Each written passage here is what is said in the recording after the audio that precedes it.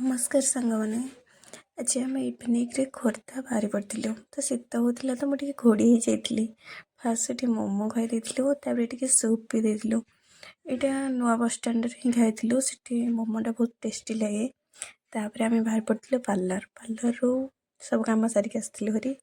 हेल्ले parlour भिड कराया ही मोर मन था कि नुआ नुआ भिड कर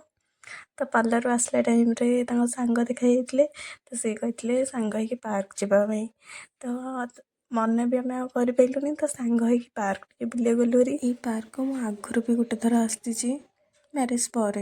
तो भिड मुझे बनाऊ नी ना तो भिड मुझे आगुरी जो आसलु तो से भल बुल नु एथर भल से बुलीचु ये बोटिंग सिस्टम भी अच्छी आपण मैंने करें आम करूँ हाँ आपण मानी मो वीडियो भल लगे गोटे लाइक करेंगे मो चैनल को सब्सक्राइब करेंगे कमेंट करेंगे और शेयर भी करदे तो आपण मान सपोर्ट मोर निहाती दरकार आम बुलिक आसिक मंदिर पाखे पहुँच जाइलु ये मंदिर कौ मंदिर आम टे कन्फ्यूज थी आपण मैंने कमेंट रे कहे आमको टिकी फूलर ना आपण मैंने कमेंट रे कहे तापर आम केक सप बिक्री पलि आसलु से जी जहाँ मन पसंद खाଇବା जिनस अर्डर कर देलु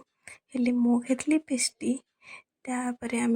गुपचुप खाई आम घर को आसलु जय जगन्नाथ।